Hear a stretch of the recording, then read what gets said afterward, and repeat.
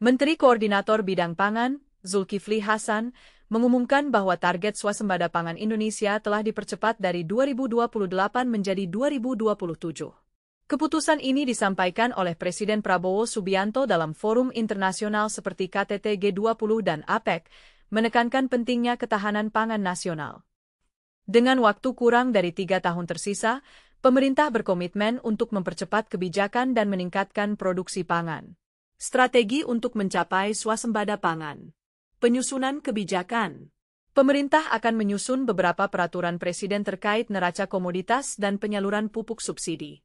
Rencana ini termasuk pengurangan birokrasi dalam penyaluran pupuk yang sebelumnya memerlukan banyak izin dari berbagai tingkat pemerintahan.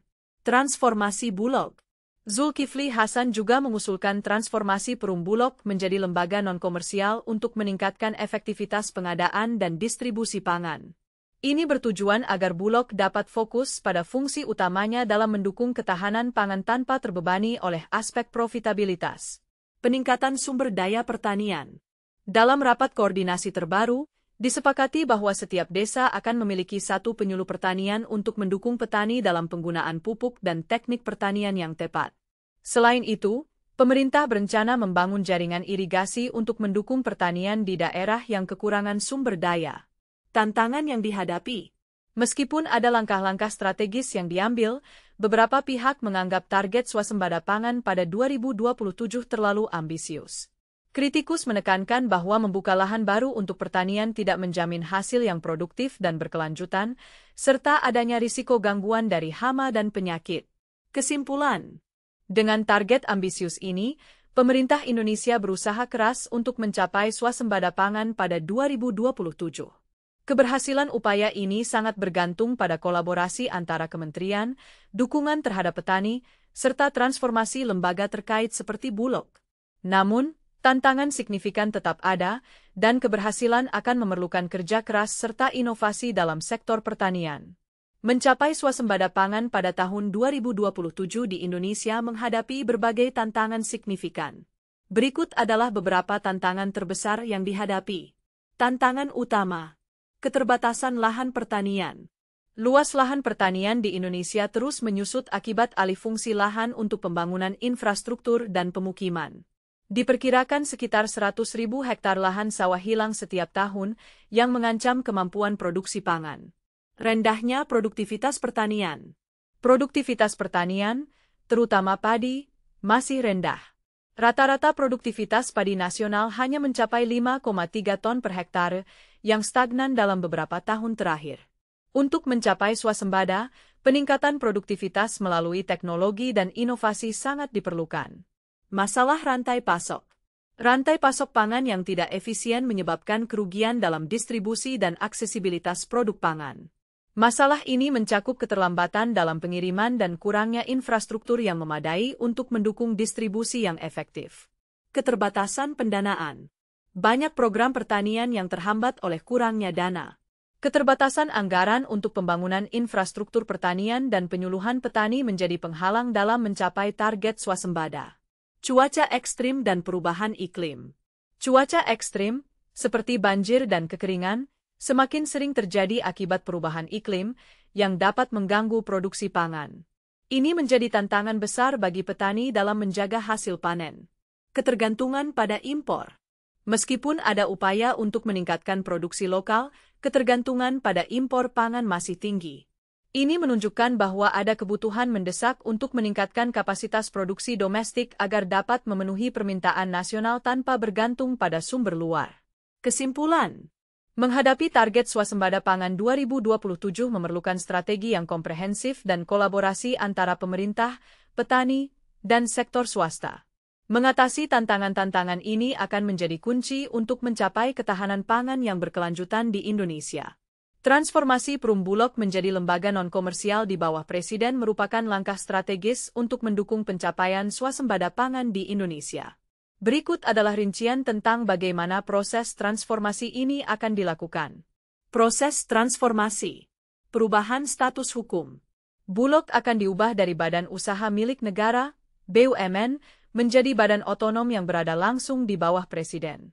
Ini berarti Bulog tidak akan lagi beroperasi dengan tujuan mencari keuntungan, melainkan fokus pada stabilisasi harga dan penyediaan pangan. Pembentukan tim transformasi. Sebuah tim transformasi akan dibentuk melalui keputusan Presiden, Kepres, untuk merancang dan mengimplementasikan perubahan ini. Tim ini akan bertanggung jawab untuk menyusun konsep dan langkah-langkah yang diperlukan dalam proses transisi dari BUMN ke badan pemerintah. Pengalihan anggaran. Setelah transformasi, Bulog akan mendapatkan pendanaan dari Anggaran Pendapatan dan Belanja Negara, APBN. Ini memungkinkan Bulog untuk melakukan pembelian langsung dari petani tanpa mempertimbangkan aspek keuntungan, sehingga lebih fokus pada stabilisasi pasokan pangan. Penghapusan skema komersial. Dalam operasionalnya, Bulog tidak akan lagi menerapkan skema komersial dalam penyerapan gabah atau beras. Hal ini bertujuan untuk menghindari perhitungan keuntungan atau kerugian yang dapat menghambat fungsi utama Bulog sebagai stabilisator pangan. Koordinasi dengan kementerian terkait.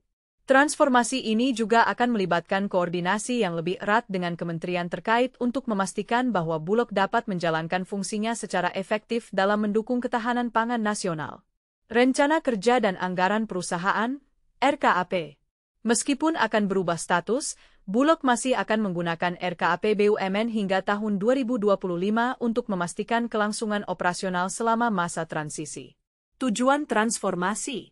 Transformasi ini bertujuan untuk meningkatkan efisiensi dalam pengelolaan pangan, memastikan ketersediaan pangan yang stabil bagi masyarakat, mendukung petani lokal dengan memberikan layanan yang lebih baik tanpa tekanan untuk meraih keuntungan. Dengan langkah-langkah ini, diharapkan Bulog dapat berfungsi lebih optimal dalam mencapai target swasembada pangan pada tahun 2027. Badan Pangan Nasional dan Badan Karantina Nasional memiliki peran yang krusial dalam mendukung pencapaian swasembada pangan di Indonesia. Berikut adalah penjelasan mengenai peran masing-masing badan tersebut. Badan Pangan Nasional.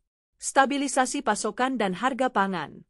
Badan Pangan Nasional bertanggung jawab untuk memastikan ketersediaan pangan yang stabil dan terjangkau bagi masyarakat. Ini termasuk pengelolaan neraca komoditas pangan untuk mencegah fluktuasi harga yang merugikan konsumen dan petani. Pengembangan kebijakan pangan. Badan ini berperan dalam merumuskan dan mengimplementasikan kebijakan terkait pangan, termasuk pengaturan distribusi dan penyimpanan pangan. Dengan adanya kebijakan yang jelas, diharapkan dapat meningkatkan efisiensi sistem pangan nasional. Koordinasi antar lembaga. Badan Pangan Nasional juga berfungsi sebagai penghubung antara berbagai kementerian dan lembaga terkait, termasuk Kementerian Pertanian dan Kementerian Perdagangan, untuk memastikan sinergi dalam program-program yang mendukung swasembada pangan. Badan Karantina Nasional. Pengawasan keamanan pangan. Badan Karantina Nasional bertugas untuk memastikan bahwa semua produk pangan yang masuk ke Indonesia aman dari hama dan penyakit. Pengawasan ini penting untuk melindungi kesehatan masyarakat serta menjaga kualitas pangan domestik. Pengendalian impor dan ekspor. Badan ini mengatur dan mengawasi arus masuk dan keluar produk pangan, sehingga dapat mencegah masuknya produk pangan yang tidak memenuhi standar keamanan. Dengan demikian, mereka berkontribusi pada upaya mengurangi ketergantungan pada impor. Pendidikan dan penyuluhan. Badan Karantina juga terlibat dalam memberikan edukasi kepada petani mengenai praktik pertanian yang baik dan aman, serta pentingnya menjaga kesehatan tanaman agar tidak terinfeksi hama atau penyakit yang dapat merusak hasil panen. Kesimpulan. Kedua badan ini saling melengkapi dalam mencapai target swasembada pangan 2027. Badan Pangan Nasional fokus pada stabilisasi pasokan dan pengembangan kebijakan, sementara Badan Karantina Nasional memastikan keamanan produk pangan. Koordinasi yang efektif antara keduanya sangat penting untuk mencapai ketahanan pangan nasional yang diharapkan.